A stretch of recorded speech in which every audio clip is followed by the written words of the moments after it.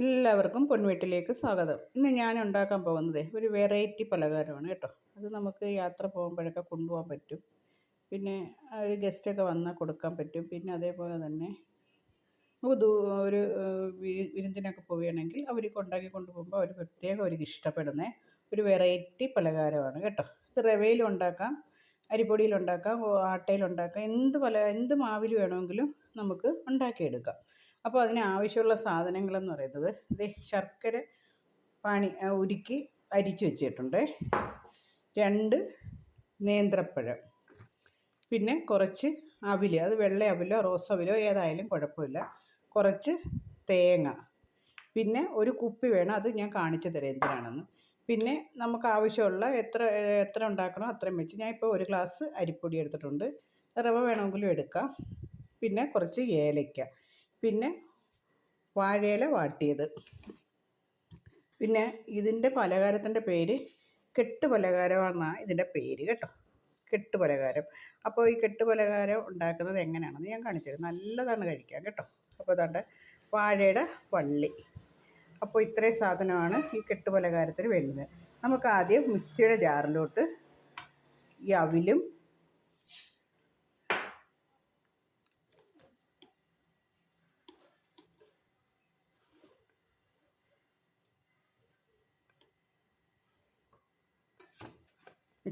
അവിലും ഈ അരിപ്പൊടിയും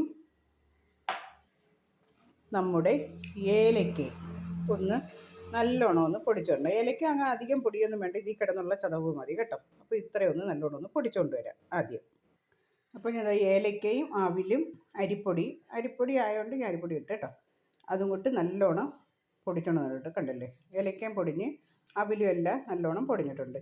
ഇനി നമുക്ക് ഇത് തിളപ്പിച്ചാറിയ വെള്ളത്തിൽ ഒന്ന് ലൂസാക്കി വെക്കണം കേട്ടോ, അത് കാണിച്ചു തരാം. അപ്പോൾ ഞാൻ ഇതിനൊരു പാത്രത്തിൽ ചൂടുവെള്ളം ആക്കി കൊണ്ടുവരേ. നമുക്ക് ഈ വെള്ളം തിളയ്ക്കുന്ന സമയം കൊണ്ട് നമുക്ക് ഈ ഏത്തപ്പഴം അരിഞ്ഞെടുക്കാം. ഏത്തപ്പഴം നമുക്ക് ചെറുതായിട്ട് അരിഞ്ഞെടുക്കണേ.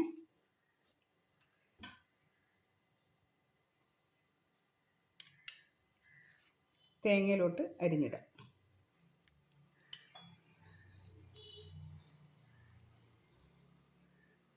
ഇതേപോലെ ചെറുതായിട്ട് നമുക്ക് ഏത്തപ്പഴം എല്ലാം അരിഞ്ഞിടാം.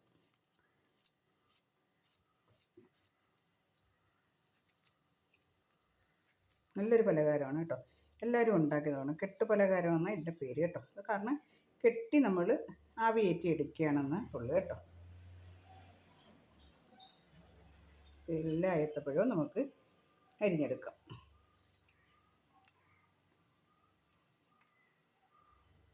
എല്ലാ ഏത്തപ്പഴവും തേങ്ങയ്ക്കകത്തോട്ട് തന്നെ അരിഞ്ഞെടുത്തിട്ടുണ്ട് കണ്ടില്ലേ. നമുക്ക് മിക്സ് ചെയ്യാം.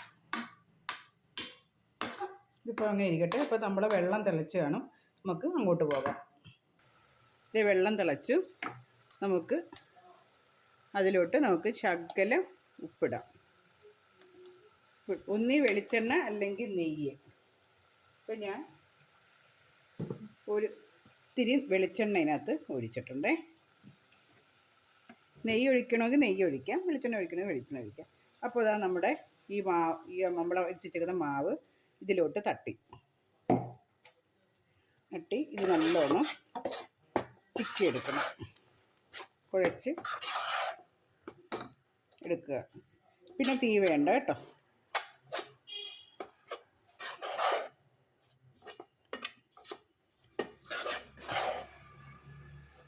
കണ്ടില്ലേ, ഇതേപോലെ നമ്മൾ മാവ് നനച്ച് വെച്ചിട്ടുണ്ട്. ഇതിന് ചൂട് മാറണം, അപ്പോഴത്തേക്ക് നമുക്ക് വേറൊരു ജോലിയുണ്ട്, അതും കൂടെ കാണിക്കാം.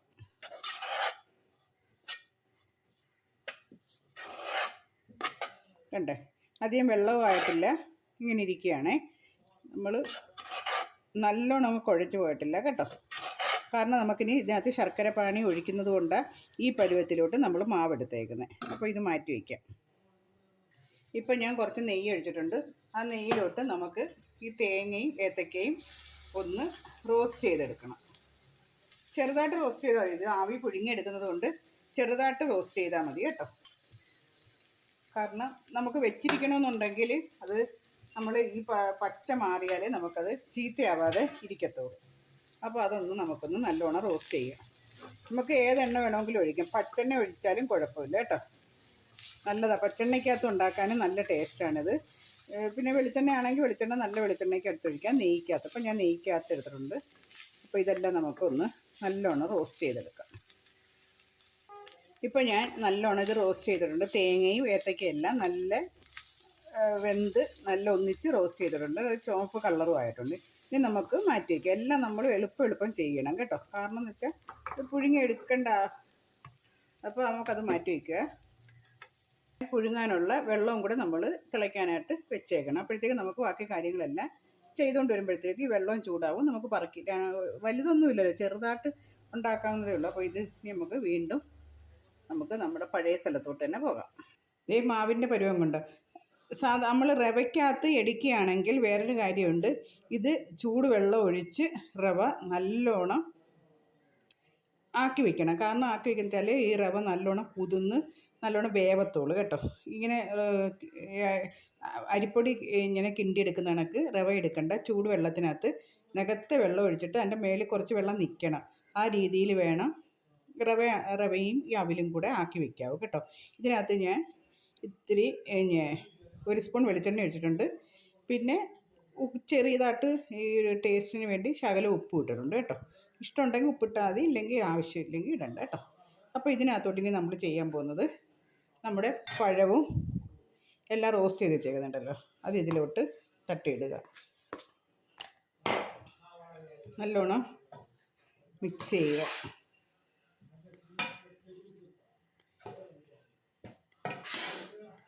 ഇനി നമ്മൾ ചെയ്യേണ്ടതെന്ന് വെച്ചാൽ നമ്മൾ ഒഴിച്ച് വെച്ചേക്കുന്ന ശർക്കര പാനി ആക്കി വെച്ചേക്കുന്നല്ലോ, അത് ഇതിനകത്തോട്ട് ഒഴിക്കുക. നിങ്ങൾക്ക് ആവശ്യാനുസരണം എത്ര മധുരം വേണോ അത്രയും മധുരം ഒഴിക്കുക. ഇത് ഞാൻ ശർക്കരയല്ല എടുത്തേക്കുന്നത്, കരിപ്പോട്ടിയാണ് എടുത്തേക്കുന്നത് കേട്ടോ. നല്ല കറുത്ത കരിപ്പോട്ടിക്കൊക്കെ ആണെങ്കിൽ നല്ല കറുത്ത കളറിൽ കിട്ടും. നമുക്കിതൊന്ന് മിക്സ് ചെയ്യാം.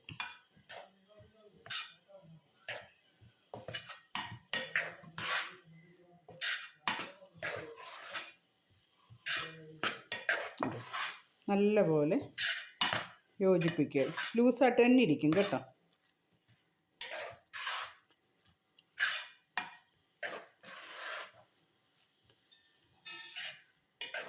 ലൂസായിട്ട് ഇങ്ങനെ ഇരിക്കും, കണ്ടില്ലേ? ഇങ്ങനെ ലൂസായിട്ട് തന്നെ ഇരിക്കും കേട്ടോ. നമ്മളിത് കൈ വെച്ച് ഒന്ന് പൊടിക്കുകയൊന്നും ചെയ്യരുത്. ഇതിങ്ങനെ തന്നെ ഇരിക്കുന്നത്. ഇനി നമുക്ക് വാഴയിലോട്ട് കെട്ടി വയ്ക്കാം. ഇതുണ്ട്, ഈ ചെറിയൊരു കുപ്പി ഞാൻ എടുത്തിട്ടുണ്ടല്ലോ, ആ കുപ്പി ഇങ്ങനെ വെച്ച് പൊതിയണം. നമ്മൾ കെട്ടുന്ന എത്ര ഇങ്ങനെ വെച്ച് ആക്കി എടുത്താൽ മാത്രം മതി. കണ്ടേ,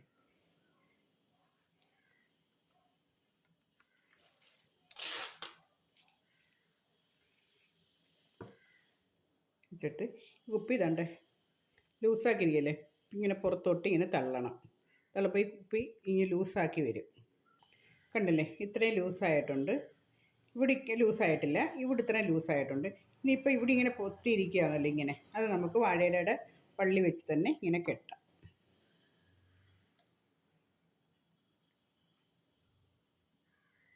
ലൂസായി കെട്ടണം, കാരണം കുപ്പി നമുക്ക് ഊരിയെടുക്കേണ്ടതാണ് കേട്ടോ. നമുക്ക് ഇതിൻ്റെ ചെവിട് ഒന്ന് കെട്ടിക്കൊടുക്കാം. എല്ലാം വാഴയുടെ വള്ളി കൊണ്ടാണ് കേട്ടോ. നല്ലോണം മുറുക്കി കെട്ടിക്കൊടുക്കാം.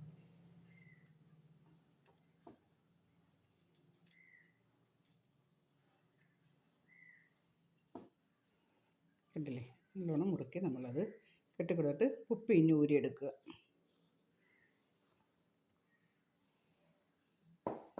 എന്നിട്ട് വീണ്ടും നമ്മൾ ഇത് കെട്ടുക.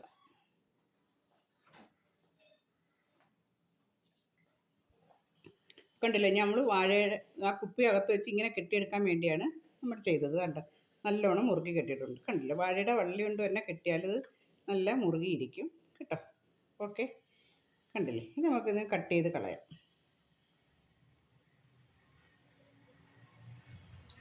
വെറൈറ്റി പലഹാരമാണ് കേട്ടോ.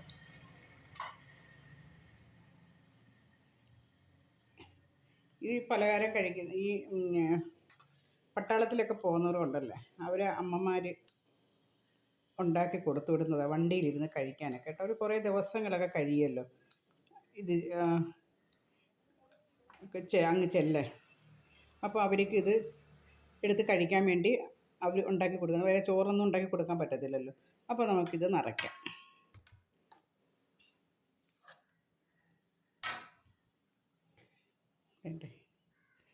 ഇങ്ങനെ ആക്കിയിട്ട് ഇത് പൊടിക്കുകയൊന്നും ചെയ്യരുത് കേട്ടോ. ഇതിനകത്തോട്ട് നിറയ്ക്കണം.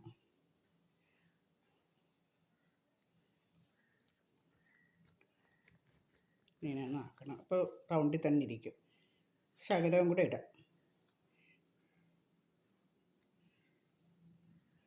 ഒന്നിച്ച് ചേർത്ത് വയ്ക്കണം, അല്ലെങ്കിൽ രണ്ടായിട്ടിരിക്കും. അപ്പോൾ ഇത് എന്നിട്ട് നമ്മൾ ഇപ്പോൾ അവിടെയും കെട്ടി, നമുക്കിനി ഇവിടെയും കൂടെയും കെട്ടണം. കണ്ടില്ലേ? അതുകൊണ്ട് രണ്ട് സൈഡും നമ്മൾ കെട്ടണം. അതും വാഴയുടെ വള്ളി വെച്ച് തന്നെ നമ്മൾ മുറുക്കി കെട്ടണം.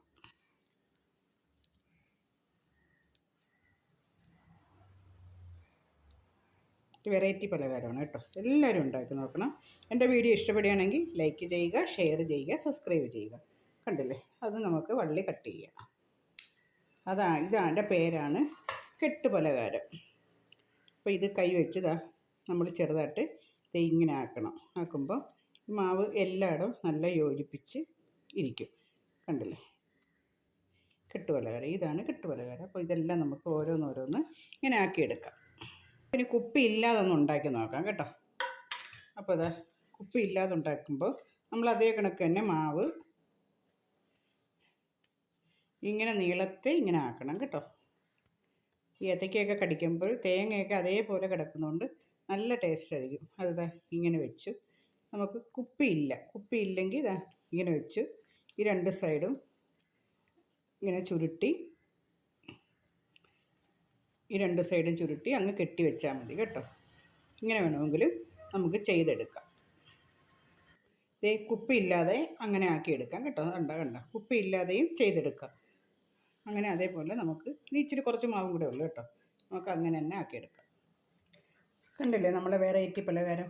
ഇത് ഞാൻ വേറൊരു കാര്യം കൂടെ പറഞ്ഞു തരാം കേട്ടോ. ഇതേപോലെ വലിയൊരു വാഴയില വാട്ടി നല്ലോണം എടുക്കണം. നല്ല വീതിയുള്ള വാഴയില. നമ്മൾ ബിരിയാണി വയ്ക്കത്തില്ലേ? ബിരിയാണി വയ്ക്കുമ്പോൾ ഇതേ കണക്ക്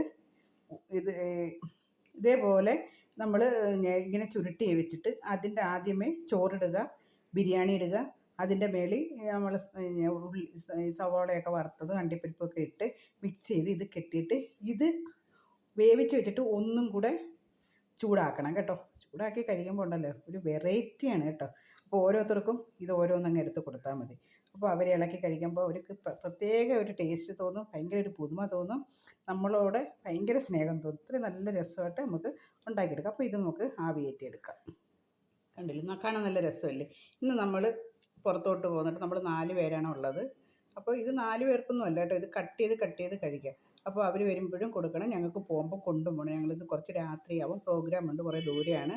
അപ്പോൾ ഞങ്ങൾക്ക് പോകുമ്പോൾ അവിടെ വഴി പോകുമ്പോൾ ചായ മേടിച്ചിട്ട് ഇത് കഴിക്കാനാണ് ഇന്ന് ഉണ്ടാക്കിക്കൊണ്ട് പോകുന്നത് കേട്ടോ. അതാണ് ഇത് കെട്ടുപലഹാരം. ഓക്കെ, കണ്ടില്ലേ?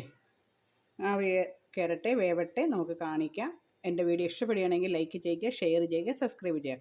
വീഡിയോ കട്ടാവുന്നെങ്കിലും നിങ്ങൾ വിഷമിക്കരുത്. ഇതേപോലെയാണ് ഉണ്ടാക്കിയെടുത്തിട്ട് ഇത് വെന്ത് കഴിയുമ്പോൾ നമുക്ക് റൗണ്ടിന് കട്ട് ചെയ്ത് വേണ്ടുന്നവർക്ക് കൊടുക്കാം.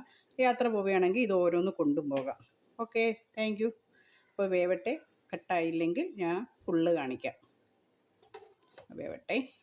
അപ്പോൾ നമ്മുടെ പലഹാരം എന്തോ ആയെന്ന് നോക്കാം. നമ്മളെ കെട്ട് പലഹാരം റെഡി ആയിട്ടുണ്ട്. കണ്ടില്ലേ?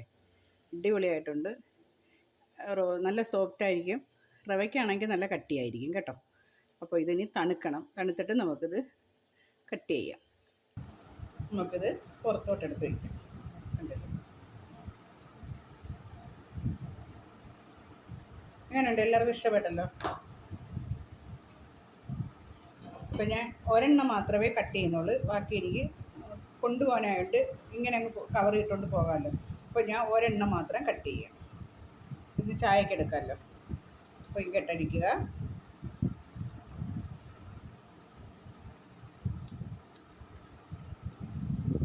നമുക്ക് ഇതിൻ്റെ കെട്ടടിക്കാം.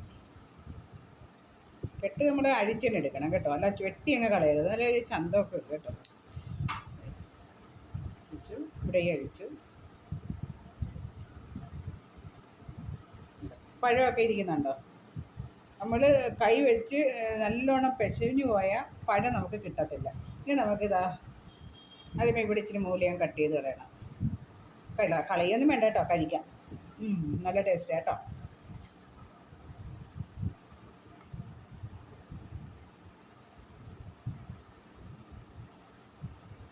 അതൊക്കെ കട്ട് ചെയ്തെടുക്കണം.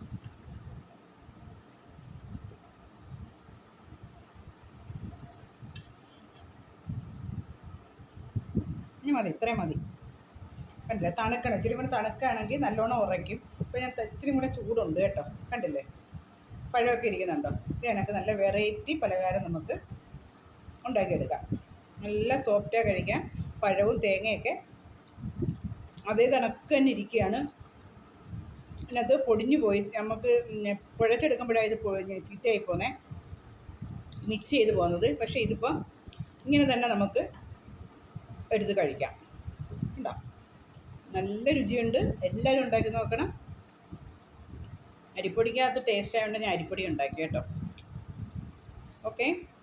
പിന്നെ അതേപോലെ തന്നെ കറുത്ത ശർക്കരയാണെങ്കിൽ നല്ല കരിക്കട്ട കണക്കിരിക്കും, കാണാൻ നല്ല ഭംഗിയാണ്. ഇതിൻ്റെ വെള്ള ശർക്കരയായിപ്പോയി, അതുകൊണ്ടാണ് ഈ വെള്ള കളറിൽ ഇരിക്കുന്നത്. അപ്പോൾ ഒരെണ്ണം ഞാനതാ തിന്നു കഴിഞ്ഞു കണ്ടോ. അപ്പോൾ ബാക്കി ഇത് കൊണ്ടുപോകാനാണ്.